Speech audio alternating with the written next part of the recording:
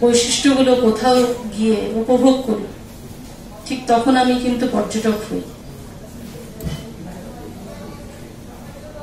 তো পর্যটনের সাথে খাবার জড়িত কেন? আমরা যখন কোথাও যাই, ঘোরাঘুরি করি, প্রত্যেকটা ক্ষেত্রের সাথেই কিন্তু ফুড জড়িত। ক্ষুধা পেটে নিয়ে বা ক্ষুধার্ত অবস্থায় কিন্তু কোনো এন্টারটেনমেন্ট হয় না। তো আমি যেহেতু ফুড সেক্টরের সাথে জড়িত, সেজন্যই বারবার খাবারের কথাটা এসে যাচ্ছে যে আমাদের পর্যটন শিল্পকে উন্নত করতে হলে বা পর্যটকদেরকে আকর্ষণীয় করে তুলতে হলে খাবারের ভূমিকাও কিন্তু অগ্রগণ্য। আমরা যে কোনো হোটেল, রেস্টুরেন্ট, রিসোর্ট বা সামান্য ক্যাফেতেই যাই না কেন,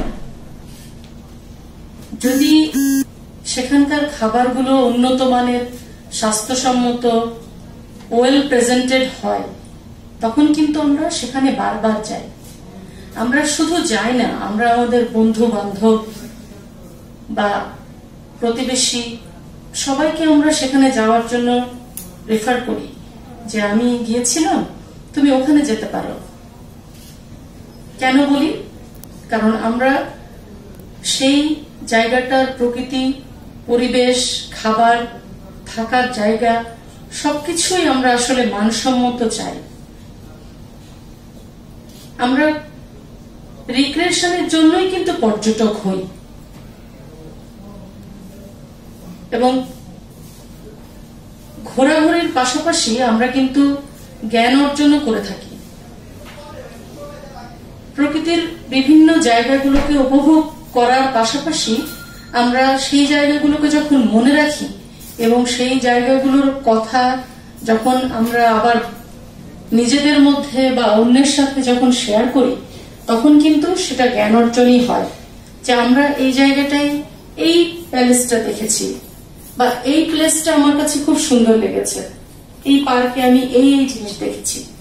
ওখানকার ফুডের নাম শুদ্ধ কিন্তু মনে রাখি যে এই ফুডটা খুব ডেলিশিয়াস ছিল। এবং আমরা কিন্তু অনেক সময় যারা আমার মতো ফুড লাভার বা ফুডের সাথে জড়িত, ফুড বিজনেসের সাথে জড়িত, তারা সেই ফুডের রেসিপি সহ কিন্তু জানার চেষ্টা করি। তো এই যে জানার আগ্রহ, সেটা কিন্তু আমাদের প্রত্যেকের মধ্যেই আছে। পর্যটন শিল্পকে, আজকে যেহেতু পর্যটন দিবস, পর্যটন শিল্পকে উন্নত করতে হলে আমাদের সার্বিক দিক উন্নয়ন করতে হবে। এবং আমাদের যে সেক্টর, আমি যে সেক্টরে কাজ করি সেটা কালিনারি সেক্টর। কালিনারি সেক্টর কিন্তু আসলে অনেক ডিটেল।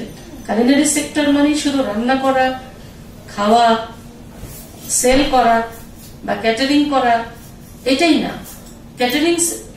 ক্যাটারিং এর পাশাপাশি কালিনারি সেক্টর কিন্তু অনেক ব্যাপক, অনেক ডিটেল। আমার নিজের একটা পত্রিকা আছে যেটার নাম কালিনারি বিডি, আমি নিজেই সেটার সম্পাদক। এখানে আমরা অনেক কিছুকেই তুলে ধরার চেষ্টা করেছি। খাদ্যের সাথে যেমন পুষ্টি জড়িত, আমরা পুষ্টিকেও এখানে স্থান দিয়েছি। বাংলাদেশের যে ঐতিহ্যবাহী খাবার, যে হেরিটেজ ফুড, যেগুলো ক্রমাগত বিলুপ্ত হচ্ছে, কারণ আমরা সবসময় বিদেশি খাবারের প্রতি বেশি আসক্ত হয়ে যাচ্ছি। এটাকে আমি কোনো দোষের বলবো না। বিদেশি খাবার টেস্ট করা বা বিদেশি খাবার রান্না করার প্রতি আগ্রহ থাকাটা ভালো, কিন্তু আমি আমার দেশীয় ঐতিহ্যকে ধরে রেখে তারপরে আমি বিদেশি খাবার গ্রহণ করব বা সেটা শিখব।